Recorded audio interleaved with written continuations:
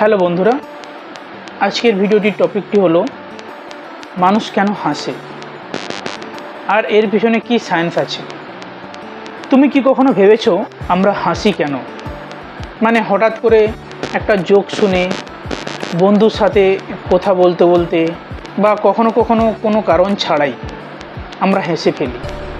কিন্তু প্রশ্নটা হলো, এই হাসি আসলে কোথা থেকে আসে? এটা কি শুধু আনন্দের জন্য, নাকি এর পিছনে আরও বড় কোনো সায়েন্স লুকিয়ে আছে? মজার ব্যাপার হলো, হাসি শুধু মানুষের মধ্যেই এত কমপ্লেক্সভাবে দেখা যায়। প্রাণীরাও কিছুটা প্লেফুলনেস দেখায়, কিন্তু মানুষের মতো করে হাসতে পারে না। যখন তুমি হাসো তখন তোমার শরীরে শুধু মুখে হাসি ফোটে না, তোমার ব্রেনের ভেতরে একটা পুরো কেমিক্যাল রিয়াকশান শুরু হয়ে যায়। এই সময় তোমার ব্রেন রিলিজ করে ডোপামিন, সেরোটোনিন আর এন্ডোরফিন, যেগুলোকে বলা হয় ফিল গুড কেমিক্যালস। এই কেমিক্যালগুলো তোমাকে ইনস্ট্যান্ট ভালো লাগার অনুভূতি দেয়। মানে তুমি যখন হাসো তখন তুমি শুধু রিঅ্যাক্ট করছো না, তোমার শরীর নিজেই তোমাকে হ্যাপি বানাচ্ছে। আরেকটা ইন্টারেস্টিং ব্যাপার হলো, হাসি খুব কন্টেজিয়াস। মানে তুমি যদি কাউকে হাসতে দেখো, তোমার হাসতে ইচ্ছা করে। এর পিছনে কাজ করে তোমার ব্রেনের মিরর নিউরন সিস্টেম। এই সিস্টেম তোমাকে অন্য মানুষের ইমোশান ফিল করতে সাহায্য করে। তাই কেউ হাসলে তোমার ব্রেন অটোমেটিকলি সেই ইমোশান ইমিটেট করতে চায়। এখন ভাবো, এটা কেন দরকার? কারণ মানুষ সোশ্যাল অ্যানিম্যাল।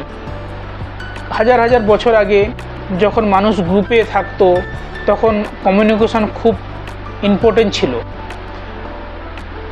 হাসি ছিল একটা সিগন্যাল, যেটা বোঝাতো আমি সেফ, আমি ফ্রেন্ডলি। মানে হাসি আসলে একটা সার্ভাইভাল টুল। এখন যদি তুমি একটা গ্রুপে থাকো আর কেউ হাসছে, তুমি অটোমেটিকলি রিল্যাক্স ফিল করবে। তোমার ব্রেন ভাবে সব ঠিক আছে। এটা স্ট্রেস কমাতেও সাহায্য করে। যখন তুমি হাসো তখন কর্টিজল নামের স্ট্রেস হরমোন কমে যায়। মানে হাসি লিটারেলি তোমার শরীরকে রিল্যাক্স করে। এখন একটা মজার প্রশ্ন, আমরা কেন ফানি জিনিসে হাসি? ধরো কেউ একটা আনএক্সপেক্টেড কথা বললো বা এমন কিছু ঘটলো যা তুমি এক্সপেক্ট করোনি। তখন তোমার ব্রেন একটু কনফিউজড হয়ে যায়। তারপর হঠাৎ করে বুঝতে পারে এটা সেফ, ডেঞ্জার না। এই সাডেন শিফট আর কনফিউশন থেকে রিলিফ, এই জায়গাতেই হাসি বের হয়ে আসে। এটাকে বলা হয় ইনকগ্নিটিভ থিওরি। মানে আনএক্সপেক্টেড সিচুয়েশান থেকে হাসি আসে। আরেকটা ইন্টারেস্টিং ব্যাপার, আমরা একা থাকলে খুব কম হাসি, কিন্তু বন্ধুদের সাথে থাকলে বেশি হাসি। মানে হাসি শুধু ইমোশান না, এটা কানেকশানের একটা মাধ্যম। তুমি যখন কারোর সাথে হাসো তখন তোমাদের বন্ডিং স্ট্রং হয়।